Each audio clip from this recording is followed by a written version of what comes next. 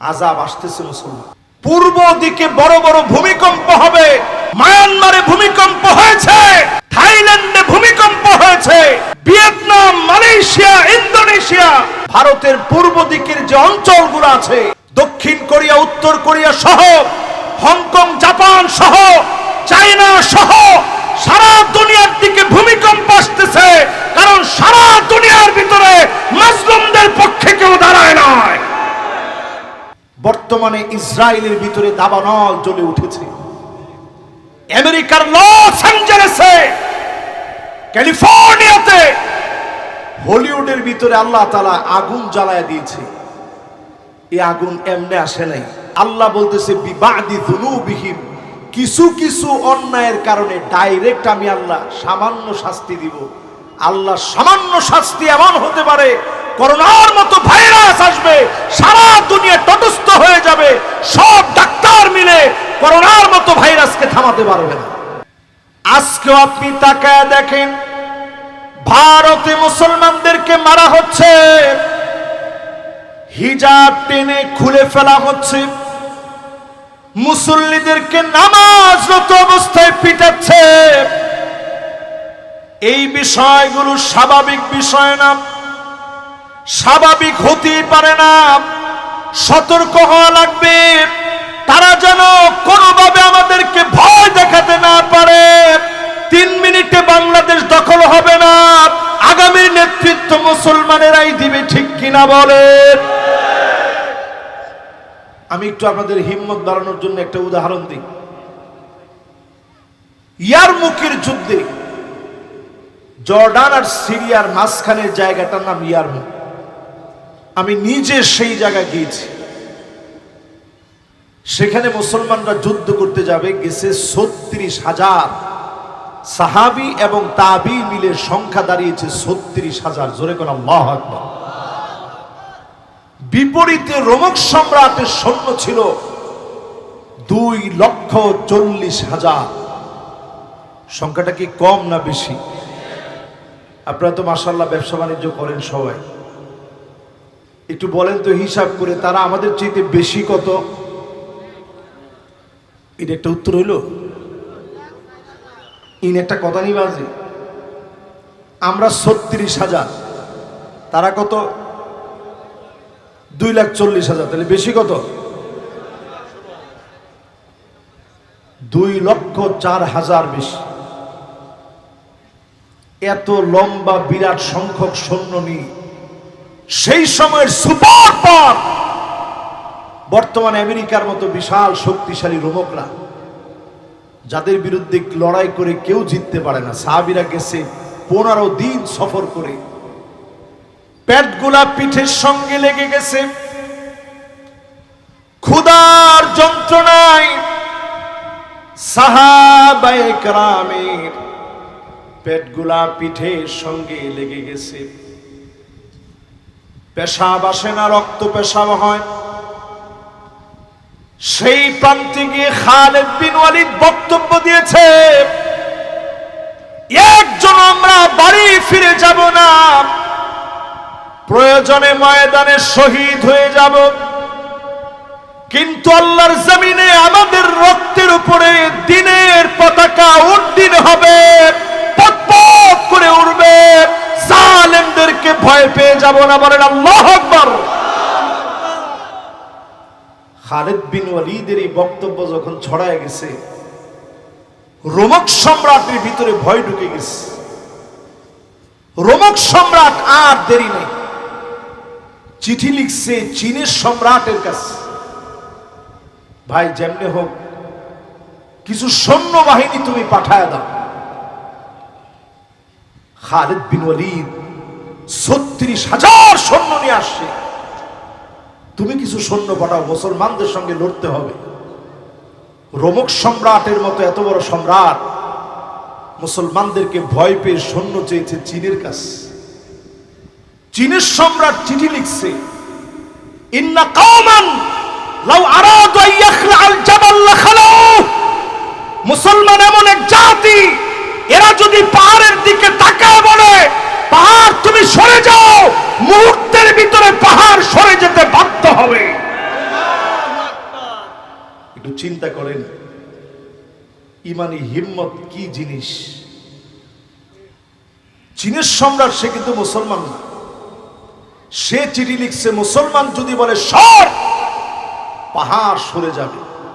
আচ্ছা, এই কথা শোনার পরে রোমক সম্রাটের সাহস বাড়ছে না কমছে? যে লোক আগেই ভয় পাচ্ছে, 36,000 সাহাবী, এর মধ্যে যখন শুনছে পাহাড়কে যদি বলে সর, পাহাড় সরে যাবে। এজন্য আমাদেরকে যে সমস্ত দেশ ভয় দেখায়, মুসলমান হচ্ছে লোহার বুট, কোন দাঁত দিয়ে চিবাইতে পারে এমন বিষাক্ত দাঁত পৃথিবীর কোন জালেমের তৈরি হয় না। আমরা সেই জাতি। আজকে কেন আমরা মার খাচ্ছি পৃথিবীর ভিতরে? আজ ফিলিস্তিনের দিকে তাকায় দেখে 40,000 শিশু বাচ্চা মা মা বলে মাকে পায় না, বাবা বাবা বলে ডাকে, বাবার আদর পায় না, মায়ের আদর পায় না। ছোট ছোট বাচ্চা ঘরের ভিতরে, মা হারা বাপ হারা একা হয়ে গেছে। 66,000 মুসলমানদেরকে শহীদ করে দিয়েছে। লাখের উপরে মুসলমানের চোখ নাই, হাত নাই, পা নাই, হসপিটালের ভিতরে আছে। আজ মুসলমানদের এমন দুর্দিনে 57টা মুসলিম দেশ থেকে তেমন কোনো প্রতিবাদ করা হয় নাই, একটা সৈন্যবাহিনী পাঠানো হয় নাই, আক্রমণের প্রতিবাদ করা হয় নাই।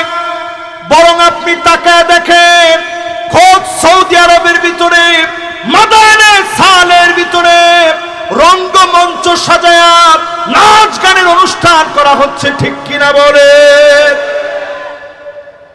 আযাব আসতেছে মুসলমান। পূর্ব দিকে বড় বড় ভূমিকম্প হবে, মায়ানমারে ভূমিকম্প হয়েছে, থাইল্যান্ডে ভূমিকম্প হয়েছে, ভিয়েতনাম, মালয়েশিয়া, ইন্দোনেশিয়া, ভারতের পূর্ব দিকের যে অঞ্চলগুলো আছে, দক্ষিণ কোরিয়া, উত্তর কোরিয়া সহ, হংকং, জাপান সহ, চায়না সহ সারা দুনিয়ার দিকে ভূমিকম্প আসতেছে। কারণ সারা দুনিয়ার ভিতরে মুসলিমদের পক্ষে কেউ দাঁড়ায় নাই। দিন আসতেছে, লিখে রাখেন আজকের মাহফিলে দিন, তারিখ দিয়ে খাতা কলমে লিখে রাখেন। বর্তমানে ইসরায়েলের ভিতরে দাবানল জ্বলে উঠেছে। আমেরিকার লস অ্যাঞ্জেলেসে, ক্যালিফোর্নিয়াতে, হলিউডের ভিতরে আল্লাহ তাআলা আগুন জ্বালায় দিয়েছে। এই আগুন এমনি আসে নাই। পরের আয়াতের অংশটা শুনেন, তাইলে আপনার কাছে ক্লিয়ার হবে আগুন কেমনে আসছে আর কি কি আসবে। মনোযোগ আছে আপনাদের? কষ্ট হচ্ছে মনে হয়। আল্লাহ রাব্বুল আলামিন সূরা মায়দার ভিতরে বলেন, সতর্ক থাকার পরে 4 নম্বরে বলেন, ফাইন তাওয়াল্লাউ ফাআলাম আন্নামা ইউরিদুল্লাহু আন ইউসিবাহুম বিবা'দি যুনুবিহিম। যদি এর পরেও ঘাট তেরামি করে, সোজা ভাষায় ঘাউরামি করে, আরো সোজা ভাষায় কোরআনের ডাইরেক্ট অনুবাদ হচ্ছে, কোরআনের কথা বললেই যারা মুখ ফিরিয়ে নেয়, আল্লাহ বলতেছে বিবা'দি যুনুবিহিম, কিছু কিছু অন্যায়ের কারণে ডাইরেক্ট আমি আল্লাহ সামান্য শাস্তি দিব। আল্লাহ সামান্য শাস্তি এমন হতে পারে, করোনার মতো ভাইরাস আসবে, সারা দুনিয়া তটস্থ হয়ে যাবে, সব ডাক্তার মিলে করোনার মতো ভাইরাসকে থামাতে পারবে না, ঠিক কিনা বলেন?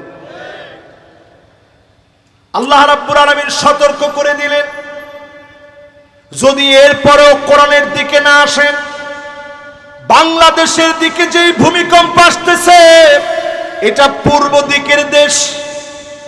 বাংলাদেশের দিকে যেই ভূমিকম্প আসতেছে, 7 মাত্রার ভূমিকম্প, যদি 7 মাত্রার উপরে রেক্টার স্কেলে ভূমিকম্প চলে আসে, বাংলাদেশের অবস্থা কি হবে চিন্তা করেন।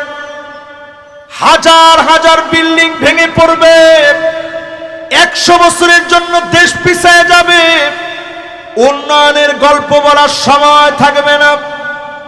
শুধুমাত্র 2024-এ 39 বার ভূমিকম্প হয়েছে।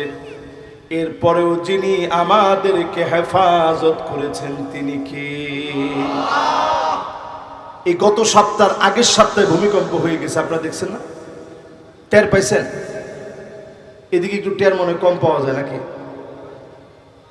অনেক সময় দেখবেন ফজরের সময় ভূমিকম্প হয়, অনেক সময় দেখবেন ঘুমে আছেন তখন ভূমিকম্প হয়। কিন্তু আল্লাহ তাআলা আমাদেরকে তেমন বড় ভূমিকম্প দেন নাই। বারবার আল্লাহ চাচ্ছেন আল্লাহর দিকে ফিরে আসেন। আওয়ালা ইয়ারাউনা আন্নাহুম ইফতানুনা ফি কুল্লি আমিন মাররাতান আও মাররাতাইন সুম্মা লা ইয়াতুবুনা ওয়ালা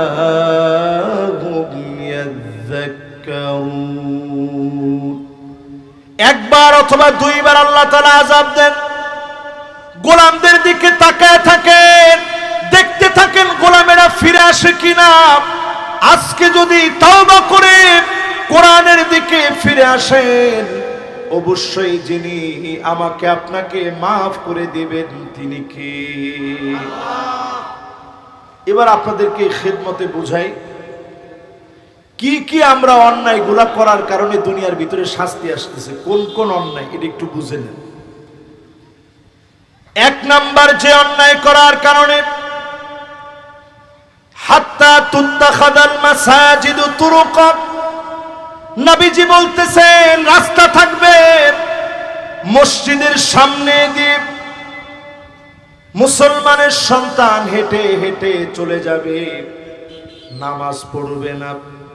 একটু হিসাব মিলায়া দেখেন, আজকের ফজর, জোহর, আসর, মাগরিব, এশা কয়জন নামাজি নামাজ পড়লেন? কতজন মুসল্লি নামাজে গিয়েছে? কতজন হাজির হয়েছে? আজকের হিসাব যদি করেন, আমাকে আপনাকে আল্লাহ ধরবেন কেন? অধিকাংশ লোক মসজিদের সামনে দিয়ে হেঁটে যায়, নামাজের সময় হয় কিন্তু নামাজ পড়ে না, এমন মুসলমান আছে না নাই? এখন একটা একটা করে বলবো, শুধু আপনারা আছে না নাই একটু বলেন। এরপরে 2 নম্বরে মিলায় দেখবেন, হাত্তা ইয়াবুদাল্লাহু ওয়াল উজ্জা, মুসলমানের ছেলে মূর্তির সামনে গিয়ে মাথা নত করবে।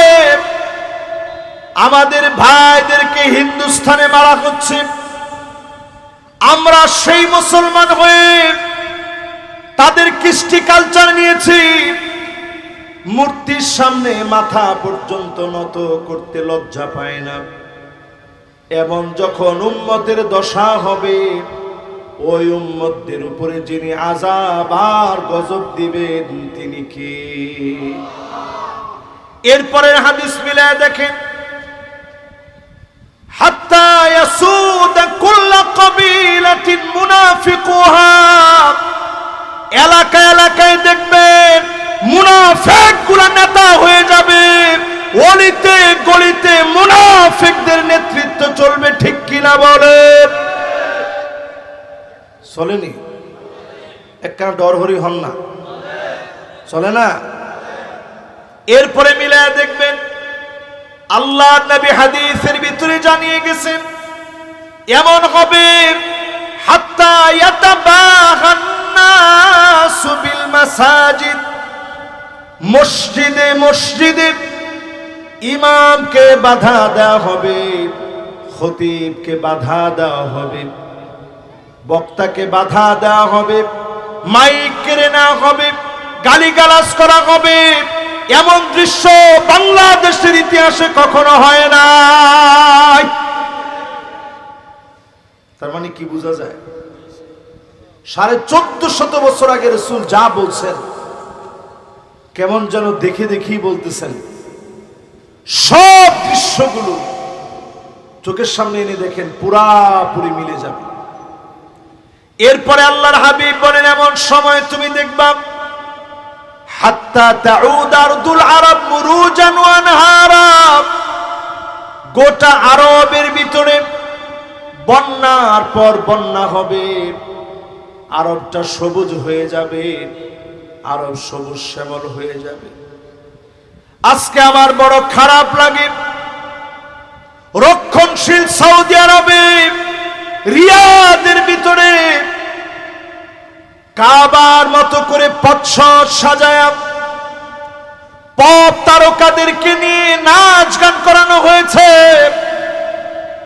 আল্লাহ নবী ঘুম থেকে উঠে বললেন, ওয়াইলুল লিল আরব, আরব একদিন ধ্বংস হয়ে যাবে।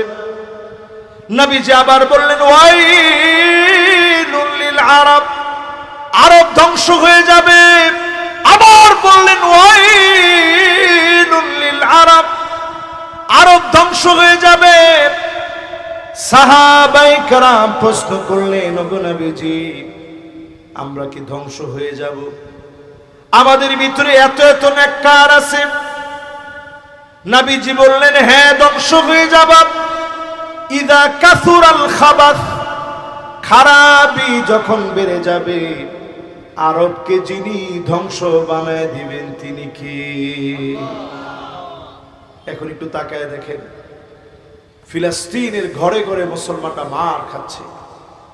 রাফায় মুসলমানদেরকে ধ্বংসযজ্ঞ এমন ভাবে চালানো হয়েছে, নিশ্চিহ্ন করে দেওয়ার ষড়যন্ত্র চলছে। গাজায় মুসলমানকে মারা হচ্ছে। আপনার কাছে যদি মুসলমানদের জন্য সামান্য মায়া না লাগে, কাজাসাদিন ওয়াহিদ, এক দেহের মতো যদি মনে না হয়, আপনার হৃদয়ে যদি ভালোবাসা না আসে, জেনে রাখেন অচিরেই যিনি আপনাকেও আযাব দিয়ে ধরবেন তিনি কি? মিলায় দেখেন মুসলমান, এমন সময় আসবে, নবী বলে গেলেন 1450 বছর আগে নবীজি জানায় গেলেন, এমন সময় আসবে যেই সময়ে হাত্তা ইয়াকতুল আবাহু, বাপকে পর্যন্ত সন্তান মেরে ফেলবে, শহীদ করে ফেলবে। রমজান মাসে সন্তান মোবাইলে আসক্ত, সন্তানকে থামানোর জন্য বাপ বারণ করেছে, সন্তানকে থামাইতে না পেরে মোবাইলটা কেড়ে নিয়েছে। বাপ যখন নামাজের জন্য দাঁড়িয়েছে, বাপের শরীরের মধ্যে সন্তান ছুরি দিয়ে আঘাত করেছে। বাপ চিৎকার মেরে পড়ে গিয়েছে, রক্তে রঞ্জিত হয়ে গেছে। বাপ হাউমাউ করে সন্তানের নাম ধরে ধরে কেঁদেছে। এমন দৃশ্য যখন দেখলেন, আপনি বুঝে নিবেন শাস্তির জন্য আমরা প্রস্তুত হয়ে গেছি। শাস্তি আমাদের দিকে দিয়ে আসতেছে। কোরআনুল কারীম আল্লাহ রাব্বুল আলামিন জানায় দিলেন, অল্প কিছু শাস্তি দিবে। ওই অল্প শাস্তি কেমন হবে? দাবানল গুলার দিকে তাকায় দেখেন, ফালিয়ারতাকিবু ইনদা যালিকা রিহান হামরা,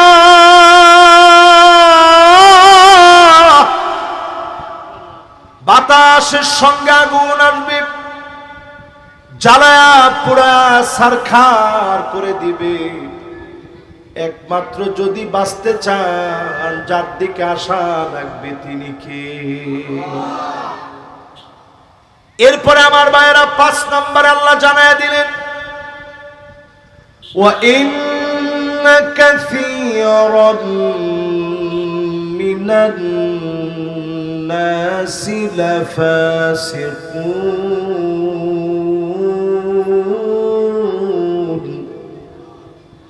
অধিকাংশ লোকেরা হবে ফাসিক, একজন দুজন লোকের কথা বলে নাই, অধিকাংশ হবে ফাসিক। আজকের দুনিয়ার দিকে তাকায় দেখেন, অধিকাংশ মুসলমান এখন আছে, কিন্তু মুসলমান হওয়ার পরেও ইমানি শক্তি মুসলমানের কাছে না। ঠিক কিনা বলেন? মুসলমানের সংখ্যার অভাব নাই। 180 কোটি মুসলমান, 200 কোটির কাছাকাছি। খ্রিস্টানদের জরিপ বলছে 2050-এ সবচেয়ে বেশি হবে পৃথিবীতে মুসলমানদের সংখ্যা। জোরে কোন আল্লাহু আকবার। কিন্তু এই মুসলমান কেমন মুসলমান? ওই যে বলছিলাম ইয়ারমুকের যুদ্ধে মুসলমান ছিল জানি কতজন? লিল্লাহে তাকবীর। মুসলমান ছিল 36,000। বিপরীতে রোমক সম্রাটের সৈন্য ছিল কত? মুসলমান কি ভয় পেয়ে গেছে? উল্টা মুসলমানের ভয়ে তারা চতুর্দিকে তার কাটার ব্যারিকেড দিস, মুসলমানদের মেরে তার কাটায় ঝুলায় রাখবে, মুসলমান যেন ভয় পেয়ে যায়। কয়েকজনকে যদি ঝুলায় রাখে তাহলে ভয় পেয়ে যাবে। খালিদ বিন ওয়ালিদ তাদের সেনাপতিরে ডাক দিস, ডাক দিয়ে বলেছে, সেনাপতি শুনে রাখো, আমি মুসলমানদের পক্ষ থেকে সেনাপতির দায়িত্ব পালন করছি। আমি খালিদ বিন ওয়ালিদ আজ এই প্রান্তে যদি শহীদ হয়ে যায়, একটা সেকেন্ড দেরি হবে না, একজন মুসলমানের পা নড়বে না। আমার পাশের জন দাঁড়ায়া তাকবীর আল্লাহু আকবার ধ্বনি দিয়ে সেও শহীদ হওয়ার প্রস্তুতি নিবে। জোরে করে আল্লাহু আকবার।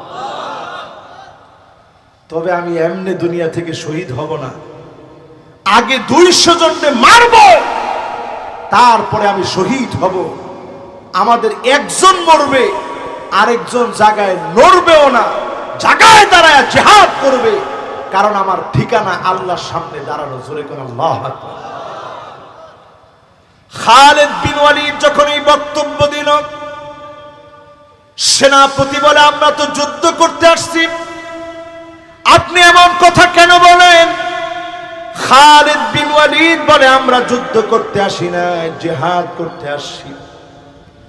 আপনি যুদ্ধ করবেন, একজনের মার খাওয়া দেখলে আরেকজন পালায়া যাবে, আর আমরা আসছি জিহাদ করতে, ভাই শহীদ হয়ে যাবে, পাশের জন ওই জায়গায় দাঁড়ায়া আল্লাহর জমিনে দিন কায়েমের জন্য দাঁড়ায়া যাবে।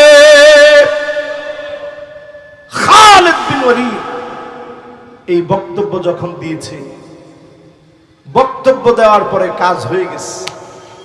সেনাপতি আর দেরি করে নেই, বলতেছে, এখনই আমারে কালেমা পড়ায় মুসলমান বানায় দেন।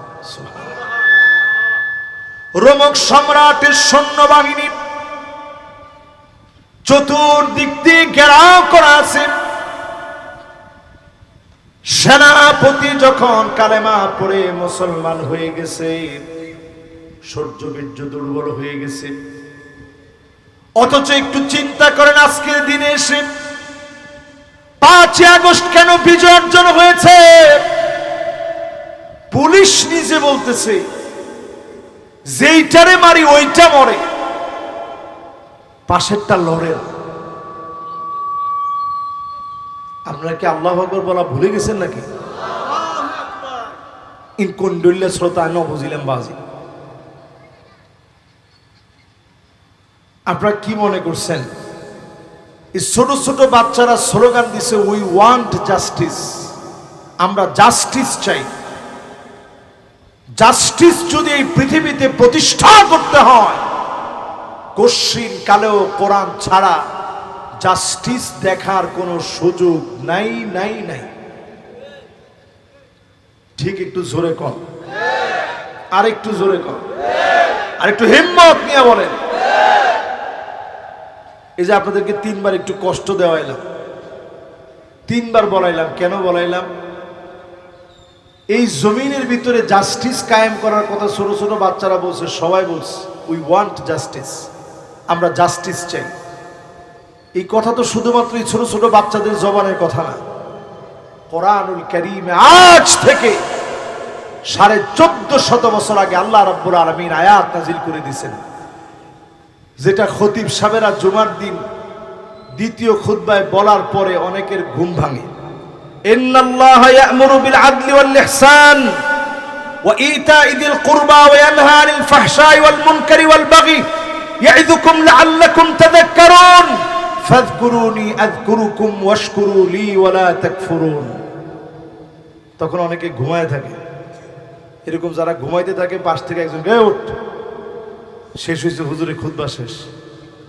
আপনি তো বুঝেন নাই যে খতিব সাহেব কি বলছে। খতিব সাহেব বলছে ইন্নাল্লাহা ইয়া'মুরু বিল আদল, আল্লাহ পাক এই জমিনে আদালতকে প্রতিষ্ঠা করাবেন। আদালতকে প্রতিষ্ঠা করতে যিনি অর্ডার করেছেন তিনি কে? আল্লাহ।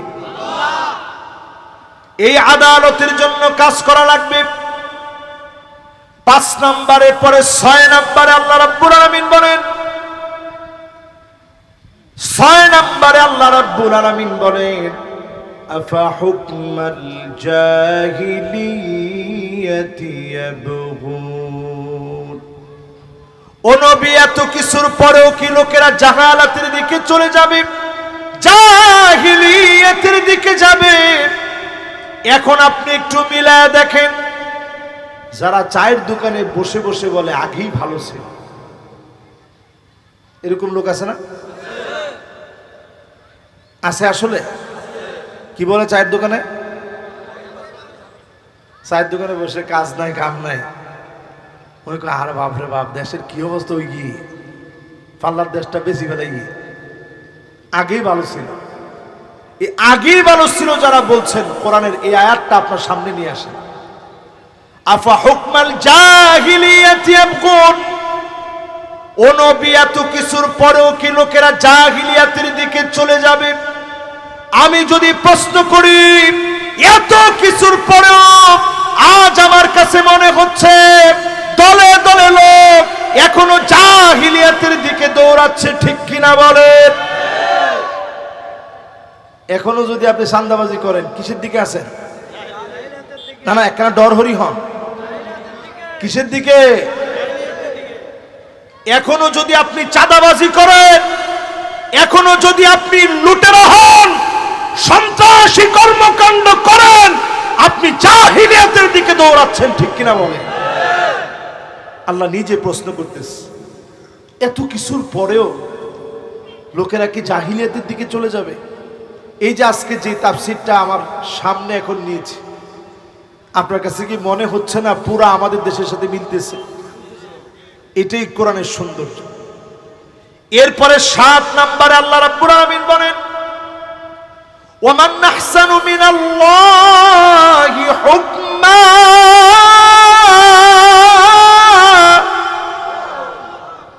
আল্লাহর হুকুমের চাইতে সুন্দরতম আর কোন হুকুম হতে পারে না। সবচাইতে সুন্দর হুকুম যিনি দিয়েছেন তিনি কে? এই যে কোরআনটা হাতে নিয়ে বলি, আল্লাহর কোরআনের চাইতে সুন্দর কোন হুকুম নাই। আমার ক্ষেত্রে বলেন, অমুসলিমদের ক্ষেত্রে বলেন, কোরআনের বিচার যদি কায়েম হয়ে যায়, আমার দেশটাকে সুজলা সুফলা সুন্দরে যিনি ভরপুর করে দিবেন তিনি কি? এরপরেও যদি না বুঝেন, 6টা আযাব আসতেছে বাংলাদেশে, এখন বসে খাতা কলমে লিখেন। এখন আর আমরা একজন লোক উঠব না, শেষ কথাগুলো সবাই শুনে যাব। আমি আমার আলোচনার একেবারে শেষ সমাপ্তি লগ্নে আছি, খুব বেশি লম্বা আমি করার আজকে নিয়ত নাই। 6টা বিষয় এখন খাতা কলমে লিখেন হাদিস থেকে। বিজয়ের পরে যদি ভুল করেন 6টা আযাব আসবে। একটা বিজয় পাইছেন আপনি, 5 তারিখের বিজয়টা যেমনি নেন, ছোটখাটো বিজয় হোক, যেমন বিজয় হোক, একটা বিজয় দিছেন কে? জোরে কন। যদি 24-এর নির্বাচনের পরে আন্দোলনের মুখে পতন হইতো, মানুষ বলতো বাপরে বাপ, এবারের আন্দোলনে সে পড়ে গেছে। কিন্তু ছোট ছোট বাচ্চার সামান্য একটা ইস্যুতে গোটাকে সংস্কার করতে গিয়ে গোটা দেশ সংস্কার হয়ে যাবে, মানুষ এখনো তাকায় বলে আল্লাহু আকবার, কেমনে কি হলো? ঠিক না? আজকে এই জায়গায় দাঁড়ায় চিন্তা করেন, সময়ে যদি এখন আপনি ভুল করে ফেলেন, 1 নাম্বার শাস্তি হবে ইমারাতুস সুফাহা, নির্বোধ লোকগুলা ক্ষমতায় আসবে, যারা কোরআন হাদিসের বিরুদ্ধে প্রতিনিয়ত একটার পর একটা অপব্যাখ্যার কথা বলে আইন করবে। ঠিক কিনা বলেন? নবীজি বলে গেছেন ইমারাতুস সুফাহা, 1 নাম্বার শাস্তি হবে নির্বোধ লোকেরা ক্ষমতায় চলে আসবে যদি ভুল করে। 2 নাম্বারে আসবে কাসরাতুস শার।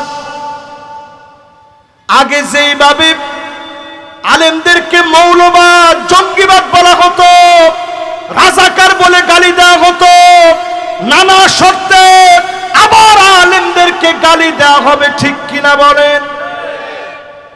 যদি এখনো নিজেদেরকে সোজা না করেন, দিন আসতেছে, সহিহ হাদিসের মধ্যে নবীজি বলে গেছেন এমন সময় আসবে নির্বোধরা ক্ষমতায় যাবে, নতুন নতুন শর্ত করে গালিগালাজ যুক্ত করা হবে। 3 নম্বরে নবীজি বললেন বিয়াউল হক, টাকার বিনিময়ে হুকুম বিক্রি হবে। বিচারপতি মানিক কাদের মতো বিচারকরা বসবে, টাকার বিনিময়ে হুকুম বিক্রি হয়ে যাবে।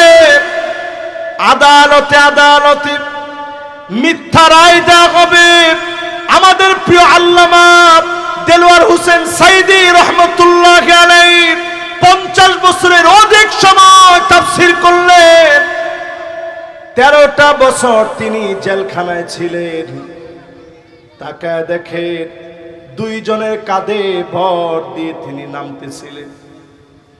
তিনি ওনার ঠোঁটের ভিতরে একটা হাসি দিয়ে বুঝায় দিলেন, 13 বছর ধরে জুলুম করেছ, মাজলুমের একটা হাসি কেড়ে নিতে পারো না, মাজলুমের সাহসকে নুয়ে দিতে পারো না, মাজলুমের হাসি বিজয়ী হয়ে গেছে। ঠিক কিনা বলে?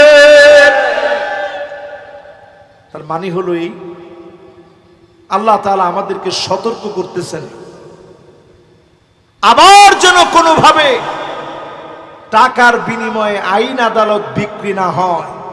সজাগ হতে হবে এখন থেকে। 4 নাম্বার শাস্তি আসবে ইস্তিগফাফাম বিদ্দাম। বাংলাদেশের ঘরে ঘরে, বাংলাদেশের ঘরে ঘরে, প্রান্তে প্রান্তে, রন্ধ্রে রন্ধ্রে রক্তপাত শুরু হয়ে যাবে। এরপরে নবী আলাইহিস সালাম বলেন কাতিয়াতুর রহিম। 5 নম্বরে আত্মীয় স্বজন চিনবে না, আত্মীয় স্বজন বুঝবে না। এরপর আল্লাহ নবী 6 নম্বরে বলেন, নবী আলাইহিস সালাতু ওয়াস সালাম আমাদেরকে জানায় গেলেন 6 নম্বরে আমার আপনার জন্য নবী সতর্ক করে গেলেন আকাল্লুহুম ফিকহান। নির্বোধ, যাদের জ্ঞান নাই, এমন লোকগুলা চেয়ারে বসবে, দেশের 12টা বেজে যাবে। এই দেশকে যদি ভালোবাসেন, কোরআনের পক্ষে, ইসলামের পক্ষে সবচেয়ে সুন্দরতম আল্লাহর বিধানের দিকে কারা কারা আসতে রাজি? 2 হাত তুলে আল্লাহকে দেখা। রাজি আছেন? নারে তাকবীর। এবার হাতগুলো নামান। শেষ কথা বলি, আমার আপনার দায়িত্ববোধের থেকে শেষ কথা, লিকৌমি ইউকিনুন। বুঝবে তো কেবল তারা, প্রবল ইমানের অধিকারী যারা হবে, ইমান যাদের ভিতরে আছে, তারাই কোরআনের রাজ প্রতিষ্ঠা করার জন্য আসবে। কোরআনের রাজ যারা প্রতিষ্ঠা করতে আসবে, আপনি যদি শহীদ হয়ে যান, আল্লাহ আপনার সঙ্গে কথা বলবে।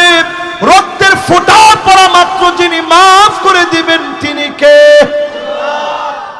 উহুদের প্রান্তে শহীদ হয়ে গেছেন, আব্দুল্লাহ রাদিয়াল্লাহু তাআলা আনহু। আল্লাহ পাক ডেকে নিছেন আব্দুল্লাহরে, ডাক দিয়ে বলতেছেন, আব্দুল্লাহ তোর কি মনে চাই একটু আমি আল্লাহরে বল। আব্দুল্লাহ বলে, আল্লাহ আর কিছু মনে চায় না, শুধু 1000 বার উহুদের প্রান্তে আমারে পাঠায় দেন, 1000 বার শহীদ হব, 1000 বার আবার আপনার কাছে ফিরে আসব, আর কিছু চাই না গো মালিক। আল্লাহ পাক জানায় দিলেন নবীজিকে, ও নবী,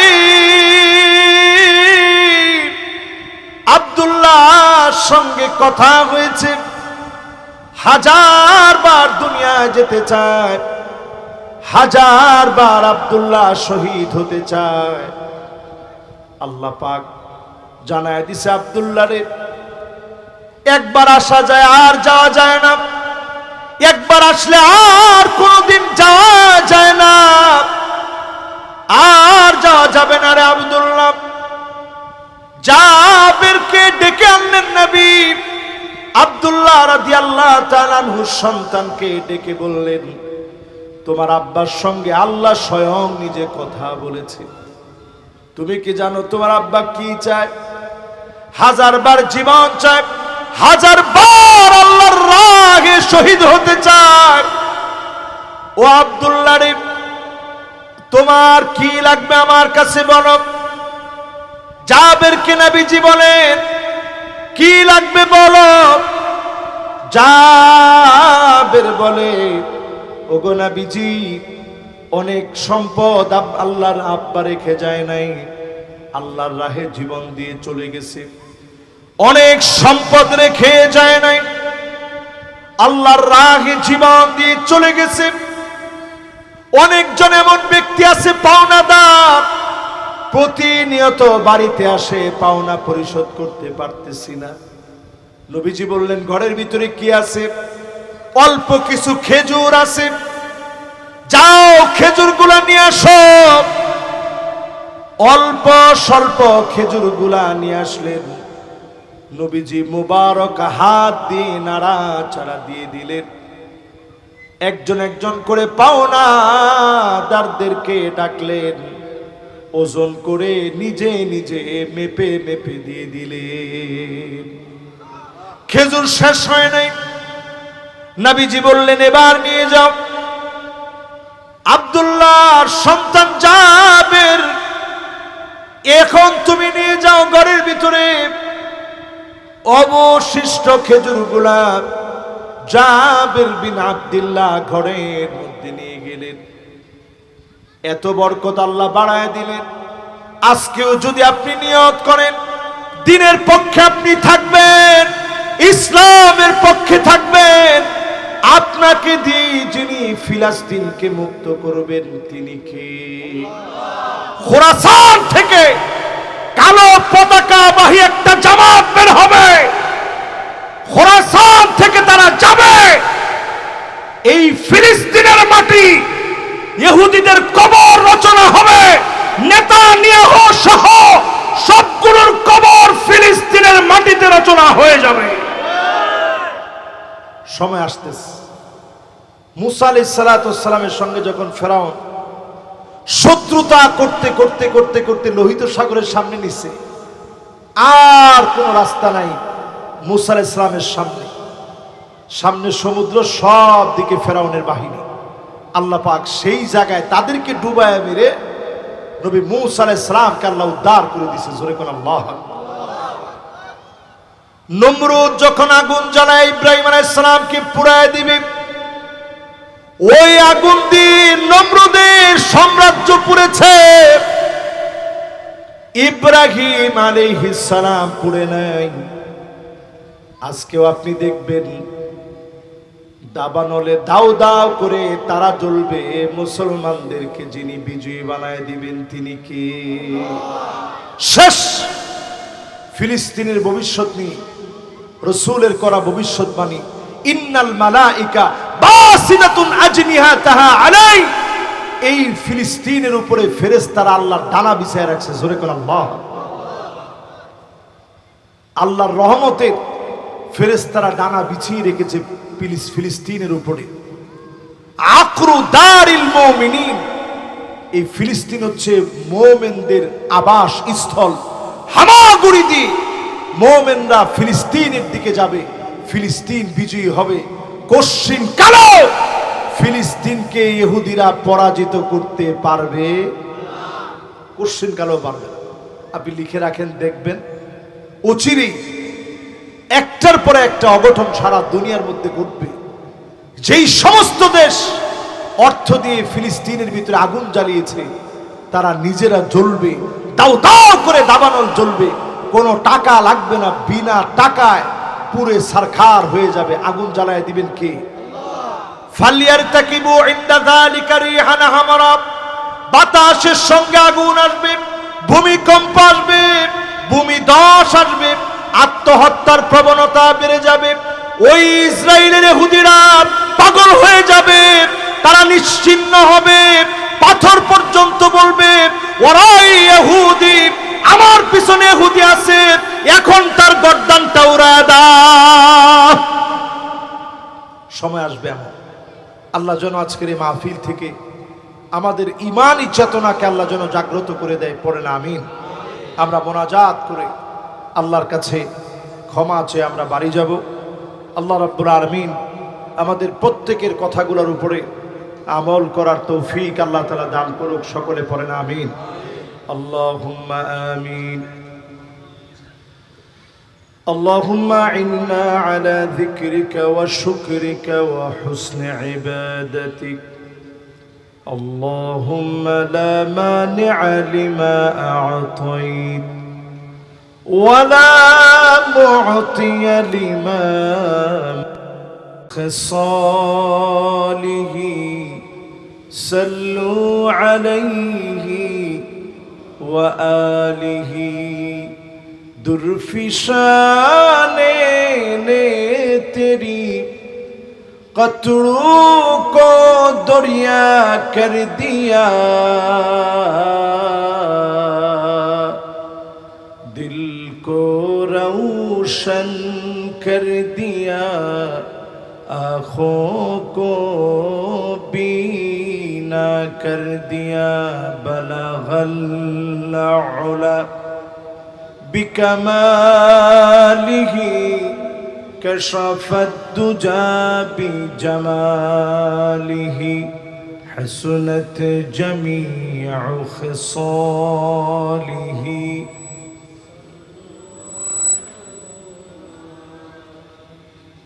अगर ना होती ये फूल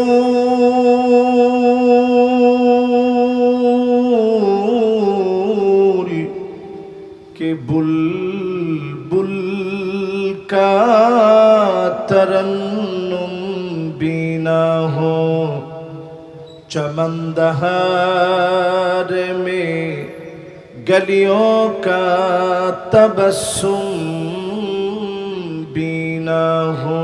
बलगल उला बिकमालिही كشف الدجى بجماله. حسنت جميع خصاله. صلوا عليه. أشكري مبارك متبرك চেঙ্গুসরা হিলফুল ফুজুর ইসলামী সংস্থা এর উদ্যোগে আয়োজিত পঞ্চম বার্ষিকী আজকের তাফসীরুল কোরআন মাহফিল মুতাবাররক মুবারক আয়োজনের সম্মানিত মধ্যমণি প্রধান আকর্ষণ যিনি এতক্ষণ কথা রেখেছেন, বিশিষ্ট ইসলামী চিন্তাবিদ, লেখক ও গবেষক, তরুণ আলেমে দ্বীন হযরত মাওলানা মুফতি রাদাউল করিম আবরার হাফিজাহুল্লাহ ওয়া রাআহ। আমরা ওনার জন্য দিল থেকে দোয়া করি, আল্লাহ যেন আলেমদের ঐক্যের পথে ওনাকে যেন আল্লাহ রাব্বুল আলামিন অকুতুবয় সৈনিক হিসাবে, আমাদের রাহবার হিসাবে যেন আল্লাহ তাআলা কবুল আর মঞ্জুর করেন। পড়ে না আমিন।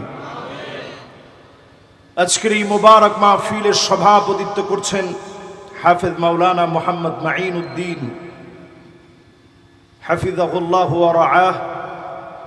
ওনার জন্য আমি দিল থেকে দোয়া করি আল্লাহ যেন ওনাকেও দ্বীনের জন্য কাবিলিয়তের সাথে কবুল আর মঞ্জুর করেন, পড়েন আমিন। উপবিষ্ট হয়েছেন সম্মানিত হাদারাত উলামায়ে কেরাম, ফুদালা, কোরামা, আইম্মা, যতজন আজকের এই মাহফিলকে আলোকিত করলেন। মুনাওয়ার এই মাহফিলে উপবিষ্ট সম্মানিত মুরব্বিয়ান এজাম, তারুণ্যের উচ্ছ্বাস, দিক দিগন্তের দিকপাল তরুণ প্রজন্মের আমার তরুণ ভাইয়েরা, এই মুহূর্তে পর্দার অন্ত আড়ালে শ্রবণরতা হয়ে শুনছে আমার মা এবং বোনেরা, মনোযোগ আকর্ষণ করার লক্ষ্যে আরো একটা বার নিবেদন করছি সর্বশ্রেষ্ঠতম ইসলামের অভিবাদন, উহাইয়িকুম বিতাহিয়াতিল ইসলাম, আসসালামু আলাইকুম ওয়া রাহমাতুল্লাহি ওয়া বারাকাতুহু।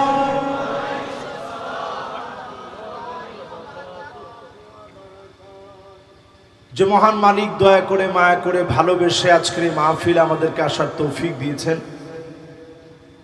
মালিকের আলিশান দরবারে নতশিরে অবনত চিত্তে শুকরগুজারি আদায় করব। সমস্বরে সবাই মিলে একযোগে পড়ি কালিমাতুশ শুকর আলহামদুলিল্লাহ।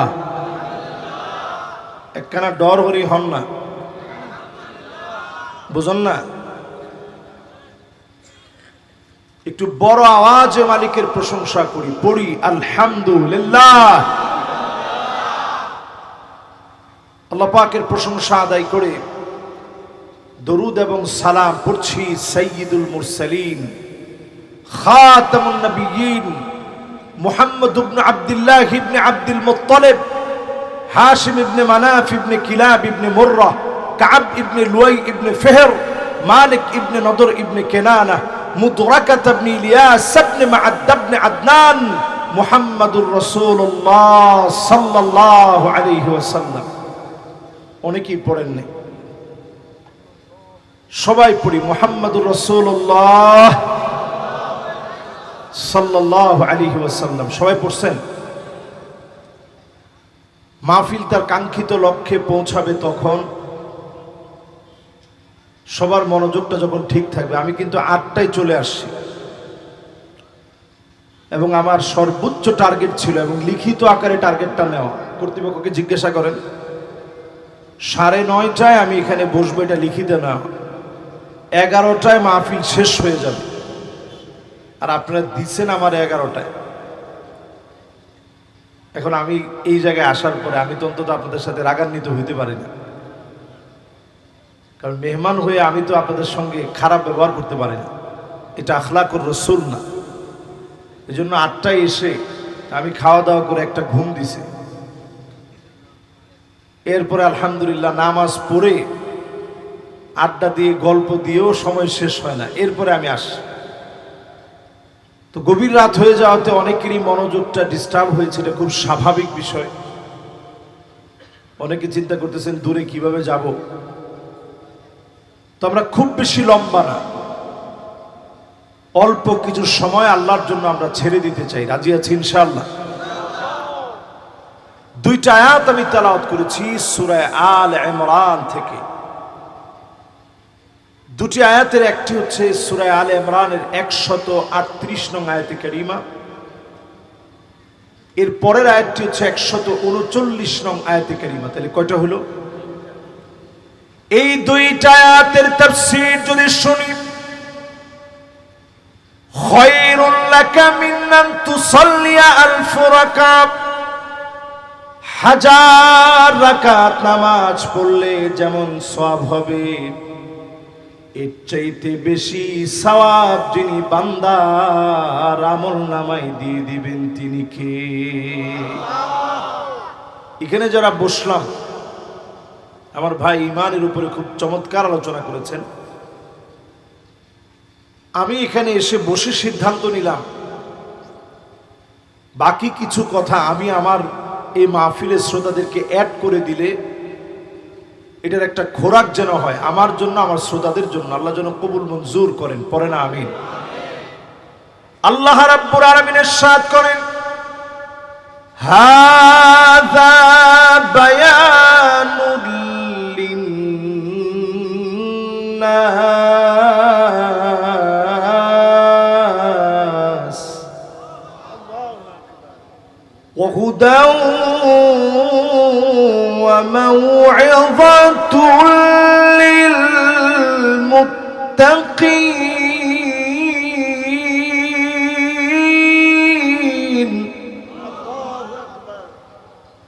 ولا تهنوا ولا تحزنوا وأنتم الأعلون إن كنتم مؤمنين।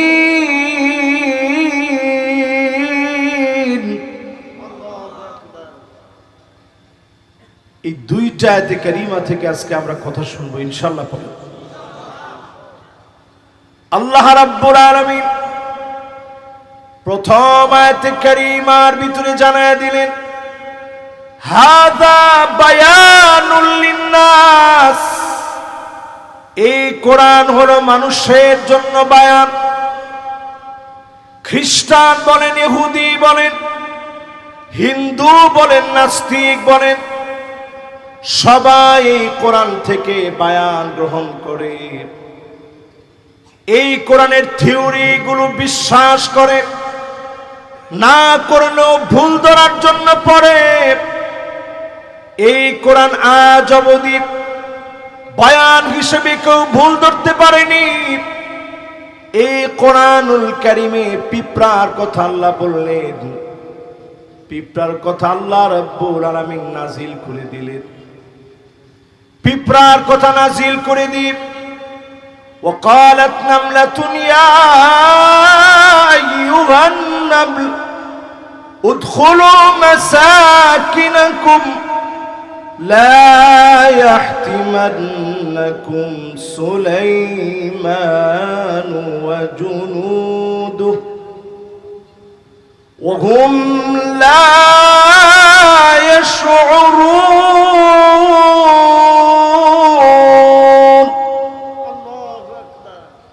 মাইকটা এদিকের হর্ন দরকার ছিল, এই হর্নটা নাই, চলে না, এটার আওয়াজটা কানে আসে। এই জন্য আমি কথা বলতে আমার কষ্ট হচ্ছে, কিন্তু সেটার ফিডব্যাক আমি পাচ্ছি না। তো আমি আসলে কোনো মাইকম্যানদের এই কথাটা বলি না, কারণ এটা বললে তার মনটা কষ্ট পাবে। তার মনেও সামান্য কষ্ট যাক, এটা আমার কাছে পছন্দ হয় না। কিন্তু আজকে কথা বলতে আমার প্রচন্ড কষ্ট হচ্ছে। আমি এত চিল্লায় কথা বলতেছি, কিন্তু এটার ফিডব্যাক আমি পাচ্ছি না। তো যাই হোক, আল্লাহ ভরসা ইনশাআল্লাহ যতটুকুন আছে এতটুকুন দিয়েই খুব অল্প সময়ে, সামান্য সময়ে কথা বলি। পিঁপড়াকে নিয়ে আল্লাহ রাব্বুল আলামিন যখন আয়াত নাজিল করেছে, বিজ্ঞান গবেষণা করে দেখা শুরু করলো যে এই আয়াতটার ভিতরে ভুল ধরা যায় কিনা। এটা কোরআনের একটা বায়ান, এই বায়ানের ভিতরে ভুল ধরা যায় কিনা গবেষণা করতে গিয়ে দেখে পিঁপড়ার ভিতরে কোনো কান নাই। তাইলে পিঁপড়া শুনলো কেমনে? তার মানে কোরআনের এই আয়াতের ভিতরে ভুল ধরার চেষ্টা চালাতে হবে। সায়েন্টিস্টরা মিলে একটা আয়াতের ভুল ধরার জন্য দিনের পর দিন গবেষণা শুরু করলো। গবেষণা করতে গিয়ে দেখে পিঁপড়ার হাঁটু থেকে নিয়ে পা পর্যন্ত মাঝখানে আল্লাহ একটা সেন্সিং ভাইব্রেশন দিয়ে রেখেছে। আমি আপনি কানে যেমন শুনি, সেন্সিং ভাইব্রেশন দিয়ে পিঁপড়ার মতো ছোট্ট একটা কীট পতঙ্গকে যিনি শোনা দেন তিনি কে? বিজ্ঞান মাথা নত করে ফেলেছে। এই পিঁপড়ার ভিতরে আল্লাহ তাআলা দুইটা পাকস্থলী দিয়েছে। ক্ষুদ্র একটা পিঁপড়া নিয়ে গবেষণা করতে গিয়ে কোরআনের সামান্য বায়ান, সেই বায়ানের গবেষণা করতে গিয়ে কোরআনের সত্যতা প্রমাণ হয়েছে। এই বায়ান নিতে কোনো অসুবিধা নাই। সারা দুনিয়ার মানুষ কোরআন থেকে বায়ান নেয়। নিউটনের সূত্র বলে মহাবিশ্বের প্রতিটি বস্তু কণা একে অপরকে নিজের দিকে আকর্ষণ করে। এই আকর্ষণ বলের মান বস্তু কণাদ্বয়ের গুণফলের সমানুপাতিক, এদের দূরত্বের বর্গের ব্যস্তানুপাতিক। এই বল বস্তু ক্রিয়াদ্বয়ের সংযোজক সরল রেখা বরাবর ক্রিয়া করে। এটা আপনারা অনেকে বুঝেনি না যে হুজুর কি বলল। নিউটনের এই সূত্র কোরআনের একটা আয়াত দিয়ে আপনি চিন্তা করেন, কোরআন যে সমস্ত বিষয়ে বায়ান করেছে কত নিখুঁত, কত নির্ভরযোগ্য। কুল্লুন ফি ফালাকি ইয়াসবাহুন, সব আপন আপন কক্ষপথে চলছে। আল্লাহ পাক যখন সময়টাকে নির্দিষ্ট সময় শেষ করে দিবেন, আপন সময় যখন ফুরায় দিবেন, সবগুলো সেদিন বিস্ফোরিত হয়ে যাবে। দুনিয়া তার আপন ঠিকানা হারায় ফেলবে, কিয়ামত সংগঠিত হয়ে যাবে। কোরআনের বায়ান সবাই নিবে।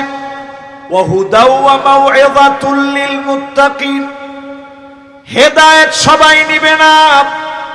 কোরআনের ওয়াজ সবাই শুনবে না। শুধু মুত্তাকি আল্লাহর গোলামের আওয়াজ শুনবে। বলেন আল্লাহু আকবার। এবার আপনাকে যদি বলি কোরআনের ওয়াজ কি, এই জায়গায় আসলে পরে অনেকের চক্ষু আমার দিকে একটু বড় হয়ে যাবে যে হুজুর কোরআনের ওয়াজ আবার কি জিনিস। এই কোরআন আমাদেরকে ওয়াজ করে শিখিয়েছে ওয়া আনিহকুম বাইনাহুম বিমা আনজালাল্লাহ,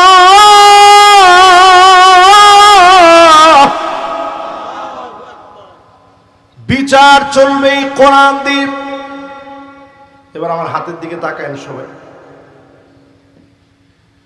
বলেন তো বিচার চলবে কি দিয়ে? এই কথাটা কোন জায়গার ওয়াজ?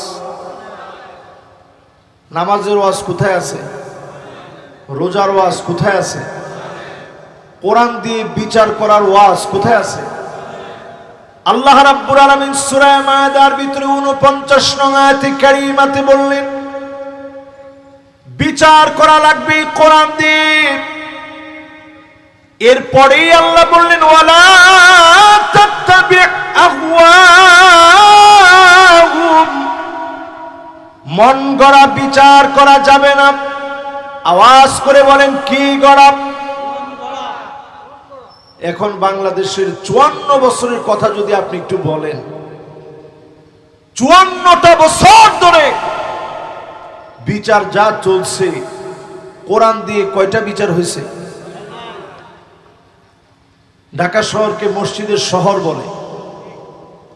আমাদের দেশটা পুরাটাই একটা মসজিদের দেশ, কিন্তু মসজিদের দেশ হওয়ার পরেও কোরআনের একটা বিধান বাস্তবায়ন হয়েছে বাংলাদেশে।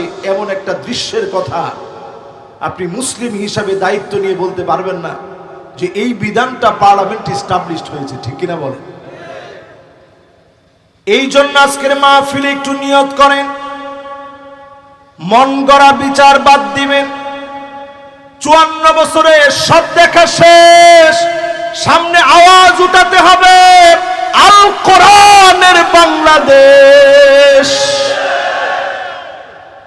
এই আওয়াজটা যদি উঠে, এই আওয়াজটা যদি আমরা মন থেকে উঠাতে পারি, সব দেখা শেষ, সামনে হবে আল কোরআনের বাংলাদেশ। এই আওয়াজটা যদি আমরা মন থেকে উঠাতে পারি, যদি এটার ফলাফল কিছু নাই হইল, মনে করেন আপনি আওয়াজ উঠাইছেন, কাজও করছেন, রেজাল্ট কিচ্ছু হয় না, জিরো। আস-সাইয়ু মিন্না ওয়াল ইতমামু মিনাল্লাহ, চেষ্টা আমি আপনি করলাম, যিনি পরিপূর্ণতার সওয়াব দিয়ে দিবেন তিনি কে? আমি 8টা পয়েন্ট ধরে কথা বলবো বাংলাদেশকে চেঞ্জ করার জন্য।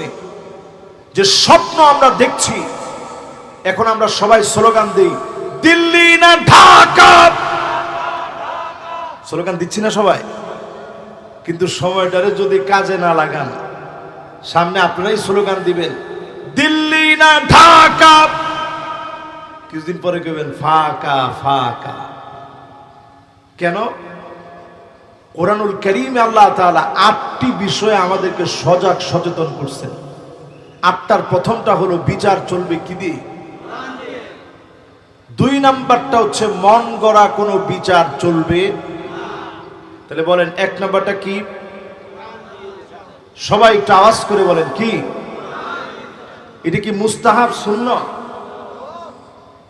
ফরজ কইছে সামনে যে আমির সাহেব সহ 3-4 জন আছে, ওনারা 3-4 জন আছে, 3-4 জন মিলে ফরজ কইছে। আপনাদের কাছে কি মনে হয় এটা সুন্নাত?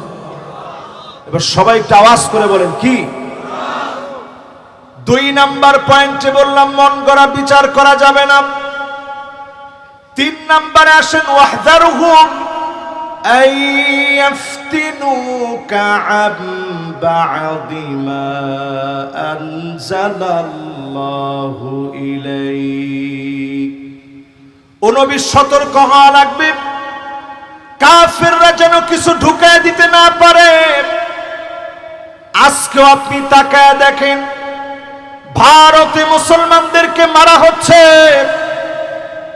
হিজাব টেনে খুলে ফেলা হচ্ছে, মুসল্লিদেরকে নামাজরত অবস্থায় পিটাচ্ছে। এই বিষয়গুলো স্বাভাবিক বিষয় না, স্বাভাবিক হতেই পারে না। সতর্ক হওয়া লাগবে, তারা যেন কোনোভাবে আমাদেরকে ভয় দেখাতে না পারে। 3 মিনিটে বাংলাদেশ দখল হবে না, আগামীর নেতৃত্ব মুসলমানেরাই দিবে, ঠিক কিনা বলেন? আমি একটু আপনাদের হিম্মত বাড়ানোর জন্য একটা উদাহরণ দিই।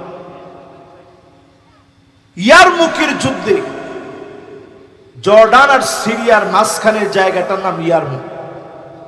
আমি নিজে সেই জায়গায় গিয়েছি। সেখানে মুসলমানরা যুদ্ধ করতে যাবে, গেছে 36,000 সাহাবী এবং তাবী মিলে সংখ্যা দাঁড়িয়েছে 36,000। জোরে কোন আল্লাহু আকবার। বিপরীতে রোমক সম্রাটের সৈন্য ছিল 2,40,000। সংখ্যাটা কি কম না বেশি? আপনারা তো মাশাআল্লাহ ব্যবসা বাণিজ্য করেন সবাই, একটু বলেন তো হিসাব করে তারা আমাদের চাইতে বেশি কত? এটা একটা উত্তর হইল? ইন একটা কথা নিয়ে বাজে। আমরা 36,000, তারা কত? 2,40,000। তাহলে বেশি কত? 2,04,000 বেশি। এত লম্বা বিরাট সংখ্যক সৈন্য নিয়ে সেই সময়ের সুপার পাওয়ার বর্তমানে আমেরিকার মতো বিশাল শক্তিশালী রোমকরা, যাদের বিরুদ্ধে লড়াই করে কেউ জিততে পারে না। সাহাবীরা গেছে 15 দিন সফর করে, পেটগুলা পিঠের সঙ্গে লেগে গেছে, ক্ষুধার যন্ত্রণায় সাহাবায়ে কেরামের পেটগুলা পিঠের সঙ্গে লেগে গেছে। পেশাব আসে না, রক্ত পেশাব হয়। সেই প্রান্তে গিয়ে খালিদ বিন ওয়ালিদ বক্তব্য দিয়েছে, একজন আমরা বাড়ি ফিরে যাব না, প্রয়োজনে ময়দানে শহীদ হয়ে যাব, কিন্তু আল্লাহর জমিনে আমাদের রক্তের উপরে দ্বীনের পতাকা উড্ডীন হবে, পতপত করে উড়বে, জালেমদেরকে ভয় পেয়ে যাব না। বলেন আল্লাহু আকবার। খালিদ বিন ওয়ালিদের এই বক্তব্য যখন ছড়ায় গেছে, রোমক সম্রাটের ভিতরে ভয় ঢুকে গেছে। রোমক সম্রাট আর দেরি নেই, চিঠি লিখছে চীনের সম্রাটের কাছে, ভাই যেমনে হোক কিছু সৈন্য বাহিনী তুমি পাঠায় দাও। খালিদ বিন ওয়ালিদ 36,000 সৈন্য নিয়ে আসছে, তুমি কিছু সৈন্য পাঠাও, মুসলমানদের সঙ্গে লড়তে হবে। রোমক সম্রাটের মতো এত বড় সম্রাট মুসলমানদেরকে ভয় পেয়ে সৈন্য চেয়েছে চীনের কাছে। চীনের সম্রাট চিঠি লিখছে, ইন্না কওমান লাউ আরাদু আন ইয়াখলাআল জাবাল লাখালাউ। মুসলমান এমন এক জাতি, এরা যদি পাহাড়ের দিকে তাকায় বলে পাহাড় তুমি সরে যাও, মুহূর্তের ভিতরে পাহাড় সরে যেতে বাধ্য হবে। একটু চিন্তা করেন ইমানি হিম্মত কি জিনিস। চীনের সম্রাট সে কিন্তু মুসলমান না, সে চিঠি লিখছে মুসলমান যদি বলে সর, পাহাড় সরে যাবে। আচ্ছা, এই কথা শোনার পরে রোমক সম্রাটের সাহস বাড়ছে না কমছে? যে লোক আগেই ভয় পাচ্ছে, ৩৬,০০০ সাহাবী, এর মধ্যে যখন শুনছে পাহাড়কে যদি বলে সর, পাহাড় সরে যাবে। এজন্য আমাদেরকে যে সমস্ত দেশ ভয় দেখায়, মুসলমান হচ্ছে লোহার বুট, কোন দাঁত দিয়ে চিবাইতে পারে এমন বিষাক্ত দাঁত পৃথিবীর কোন জালেমের তৈরি হয় না। আমরা সেই জাতি। আজকে কেন আমরা মার খাচ্ছি পৃথিবীর ভিতরে? আজ ফিলিস্তিনের দিকে তাকায় দেখে ৪০,০০০ শিশু বাচ্চা মা মা বলে মাকে পায় না, বাবা বাবা বলে ডাকে, বাবার আদর পায় না, মায়ের আদর পায় না। ছোট ছোট বাচ্চা ঘরের ভিতরে মা হারা বাপ হারা একা হয়ে গেছে। ৬৭,০০০ মুসলমানদেরকে শহীদ করে দিয়েছে। লাখের উপরে মুসলমানের চোখ নাই, হাত নাই, পা নাই, হসপিটালের ভিতরে আছে। আজ মুসলমানদের এমন দুর্দিনে ৫৭টা মুসলিম দেশ থেকে তেমন কোনো প্রতিবাদ করা হয় নাই, একটা সৈন্যবাহিনী পাঠানো হয় নাই, আক্রমণের প্রতিবাদ করা হয় নাই। বরং আপনি তাকায় দেখেন, খোদ সৌদি আরবের ভিতরে মাদায়েনে সালের ভিতরে রঙ্গমঞ্চ সাজায়া নাচ গানের অনুষ্ঠান করা হচ্ছে, ঠিক কিনা বলে?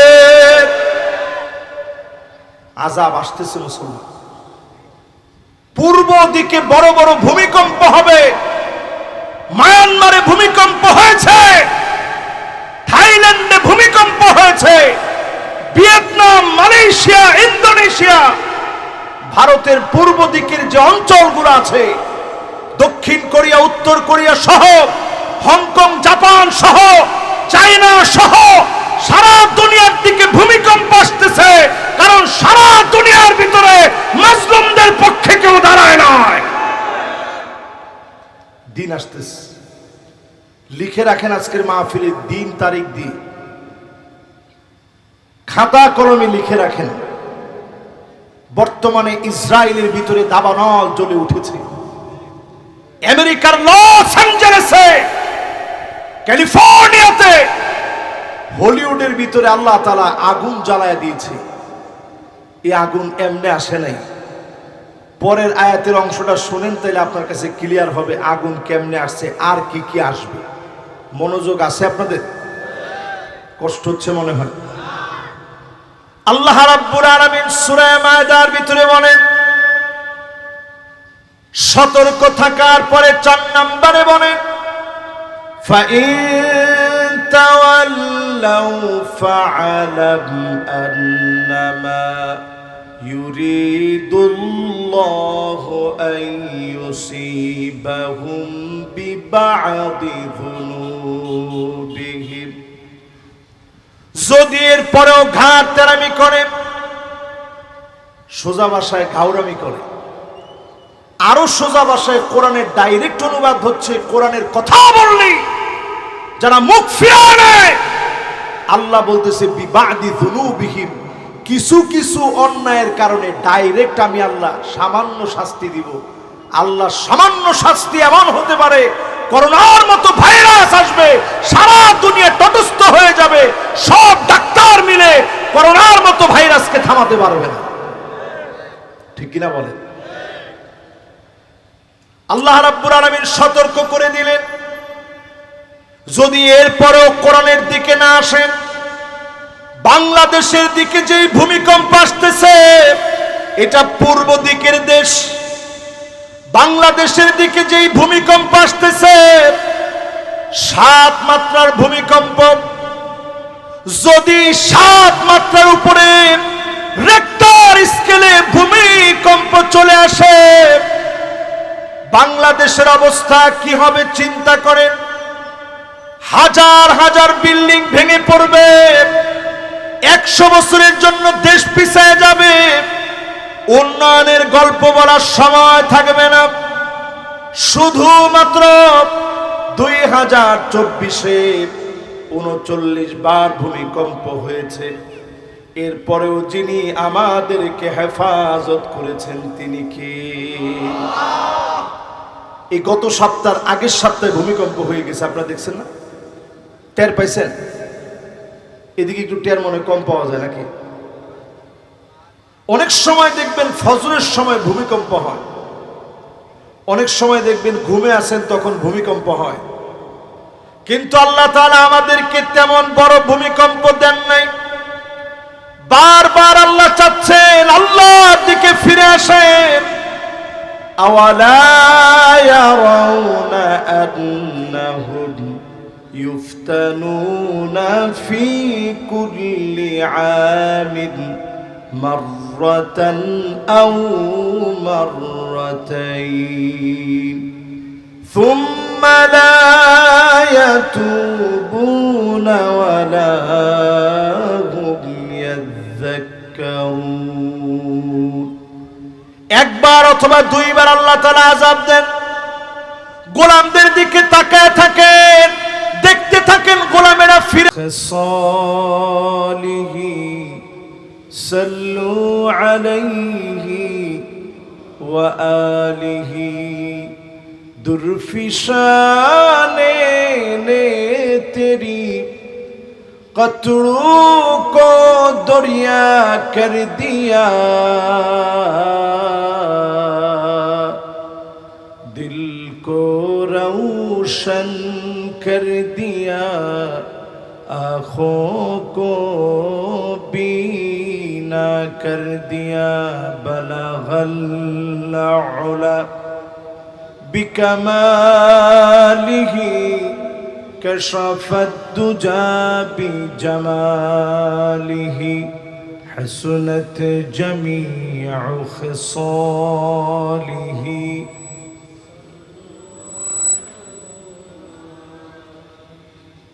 अगर ना होती ये फूल के बुलबुल का तरन्नुम बीना हो, चमनदहार में गलियों का तबस्सुम बीना हो, बलगल उला बिकमालिही कशफ الدجى بجماله حسنت جميع خصاله صلوا عليه। আজকের এই মুবারক মুতাবারক চেঙ্গুসরা হিলফুল ফুজুর ইসলামী সংস্থা এর উদ্যোগে আয়োজিত 5ম বার্ষিকী আজকের এই তাফসীরুল কোরআন মাহফিল মুতাবারক মুবারক আয়োজনের সম্মানিত মধ্যমণি প্রধান আকর্ষণ যিনি এতক্ষণ কথা রেখেছেন, বিশিষ্ট ইসলামী চিন্তাবিদ, লেখক ও গবেষক, তরুণ আলেমে দ্বীন হযরত মাওলানা মুফতি রাদাউল করিম আবরার হাফিজাহুল্লাহ ওয়া রাআহ। আমরা ওনার জন্য দিল থেকে দোয়া করি আল্লাহ যেন আলেমদের ঐক্যের পথে ওনাকে যেন আল্লাহ রাব্বুল আলামিন অকুতোভয় সৈনিক হিসাবে আমাদের রাহবার হিসেবে যেন আল্লাহ তাআলা কবুল আর মঞ্জুর করেন, পড়ে না আমিন। আজকের এই মুবারক মাহফিলের সভাপতিত্ব করছেন হাফেজ মাওলানা মোহাম্মদ মাঈন উদ্দিন হাফিজাহুল্লাহ ওয়া রাআহ। ওনার জন্য আমি দিল থেকে দোয়া করি আল্লাহ যেন ওনাকেও দ্বীনের জন্য কাবিলিয়তের সাথে কবুল আর মঞ্জুর করেন, পড়ে না আমিন। উপবিষ্ট হয়েছেন সম্মানিত হাদারাত উলামায়ে কেরাম, ফুদালা, কোরামা, আইম্মা, যতজন আজকের এই মাহফিলকে আলোকিত করলেন। মুনাওয়ার এই মাহফিলে উপবিষ্ট সম্মানিত মুরব্বিয়ান এজাম, তারুণ্যের উচ্ছ্বাস, দিক দিগন্তের দিকপাল তরুণ প্রজন্মের আমার তরুণ ভাইয়েরা, এই মুহূর্তে পর্দার অন্ত আড়ালে শ্রবণরতা হয়ে শুনছে আমার মা এবং বোনেরা, মনোযোগ আকর্ষণ করার লক্ষ্যে আরো একটা বার নিবেদন করছি সর্বশ্রেষ্ঠতম ইসলামের অভিবাদন, উহাইয়িকুম বিতাহিয়াতিল ইসলাম, আসসালামু আলাইকুম ওয়া রাহমাতুল্লাহি ওয়া বারাকাতুহু।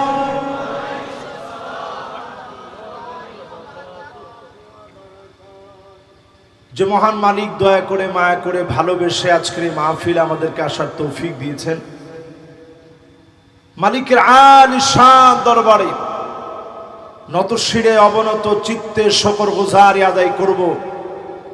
সমস্বরে সবাই মিলে একযোগে পড়ি কালিমাতুশ শুকর আলহামদুলিল্লাহ। একখানা ডর হরি হন না,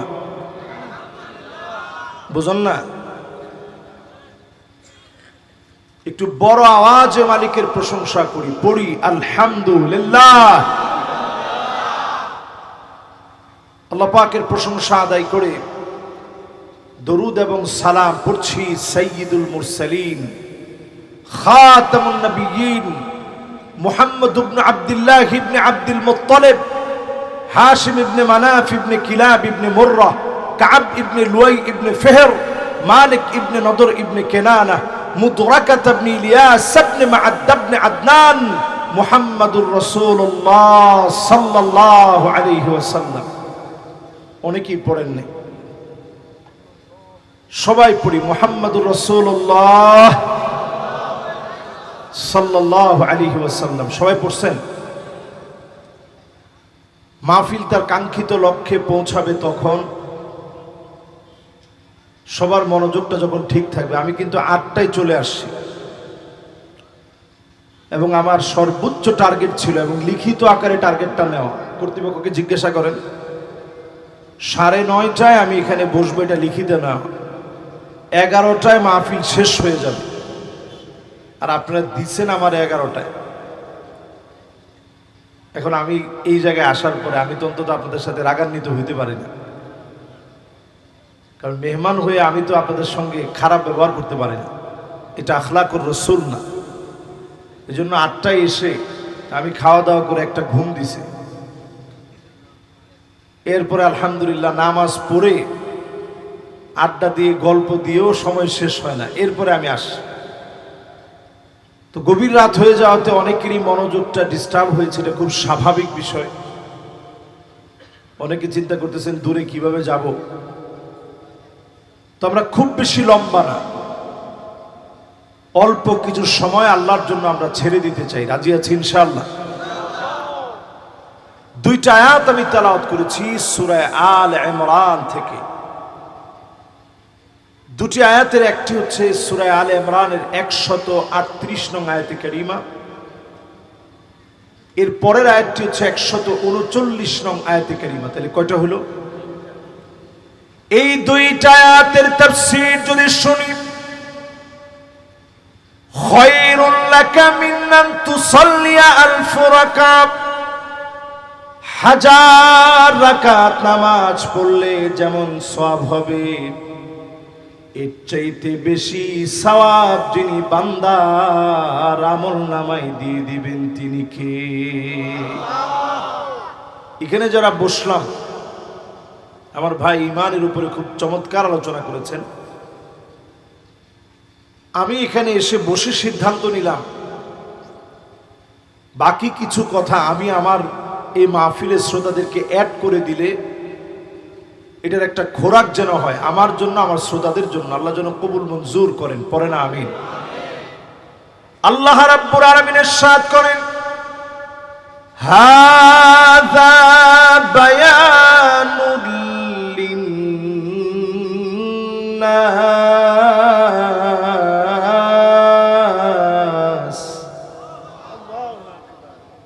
ওয়া হুদাও ওয়া মাউইযাতুল লিল মুত্তাকিন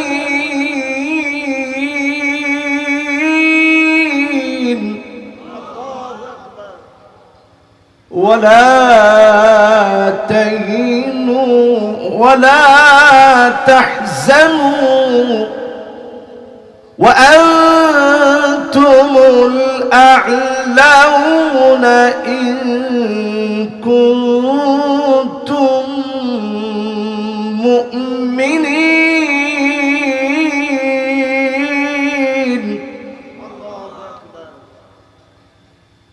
এই দুইটা আয়াতে কারিমা থেকে আজকে আমরা কথা শুনবো ইনশাআল্লাহ। পড়ে আল্লাহ রাব্বুল আলামিন প্রথম আয়াতে কারিমার ভিতরে জানায় দিলেন, হাযা বায়ানুল লিন্নাস, এই কোরআন হলো মানুষের জন্য বায়ান। খ্রিস্টান বলেন, ইহুদি বলেন, হিন্দু বলেন, নাস্তিক বলেন, সবাই এই কোরআন থেকে বায়ান গ্রহণ করে, এই কোরআনের থিওরি গুলো বিশ্বাস করে, না করলেও ভুল ধরার জন্য পড়ে। এই কোরআন আজ অবধি বায়ান হিসেবে কেউ ভুল ধরতে পারেনি। এই কোরআনুল কারিমে পিঁপড়ার কথা আল্লাহ বললেন, পিঁপড়ার কথা আল্লাহ রাব্বুল আলামিন নাজিল করে দিলেন। পিঁপড়ার কথা নাজিল করে দিই, وقالت نملة يا أيها النمل ادخلوا مساكنكم لا يحطمنكم سليمان وجنوده وهم لا يشعرون।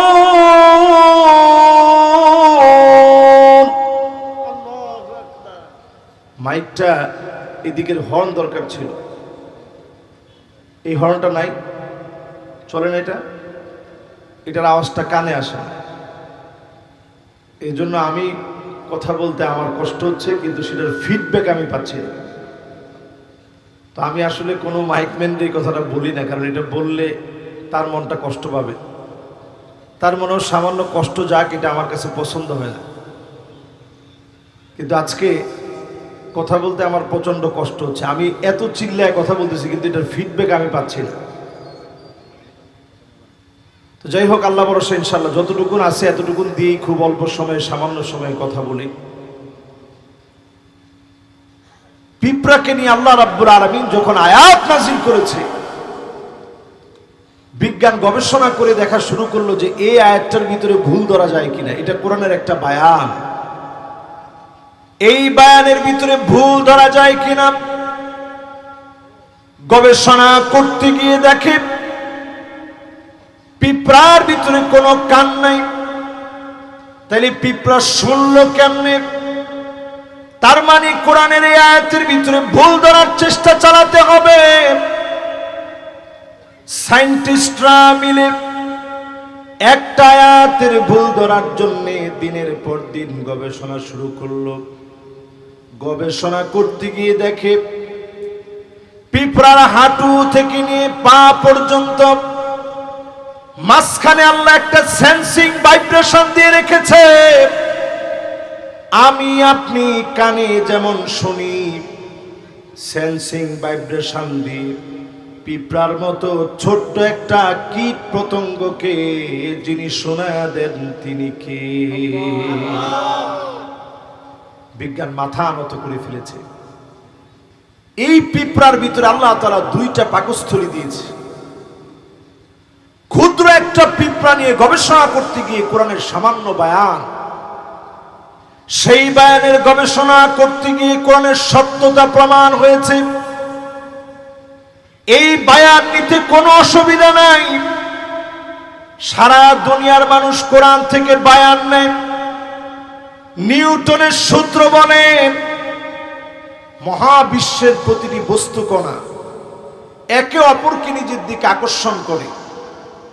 এই আকর্ষণ বলের মান বস্তু কণাদ্বয়ের গুণফলের সমানুপাতিক, এদের দূরত্বের বর্গের ব্যস্তানুপাতিক। এই বল বস্তু ক্রিয়াদ্বয়ের সংযোজক সরল রেখা বরাবর ক্রিয়া করে। এটা আপনারা অনেকে বুঝেনি না যে হুজুর কি বলল। নিউটনের এই সূত্র কোরআনের একটা আয়াত দিয়ে আপনি চিন্তা করেন, কোরআন যে সমস্ত বিষয়ে বায়ান করেছে কত নিখুঁত, কত নির্ভরযোগ্য। কুল্লুন ফি ফালাকি ইয়াসবাহুন, সব আপন আপন কক্ষপথে চলছে। আল্লাহ পাক যখন সময়টাকে নির্দিষ্ট সময় শেষ করে দিবেন, আপন সময় যখন ফুরায় দিবেন, সবগুলো সেদিন বিস্ফোরিত হয়ে যাবে। দুনিয়া তার আপন ঠিকানা হারায় ফেলবে, কিয়ামত সংগঠিত হয়ে যাবে। কোরআনের বায়ান সবাই নিবে। ওয়া হুদাও ওয়া মাউইযাতুল লিল মুত্তাকিন, হেদায়েত সবাই নিবে না। কোরআনের ওয়াজ সবাই শুনবে না। শুধু মুত্তাকি আল্লাহর গোলামের আওয়াজ শুনবে। বলেন আল্লাহু আকবার। এবার আপনাকে যদি বলি কোরআনের ওয়াজ কি, এই জায়গায় আসলে পরে অনেকের চক্ষু আমার দিকে একটু বড় হয়ে যাবে যে হুজুর কোরআনের ওয়াজ আবার কি জিনিস। এই কোরআন আমাদেরকে ওয়াজ করে শিখিয়েছে ওয়া আনিহকুম বাইনাহুম বিমা আনজালাল্লাহ,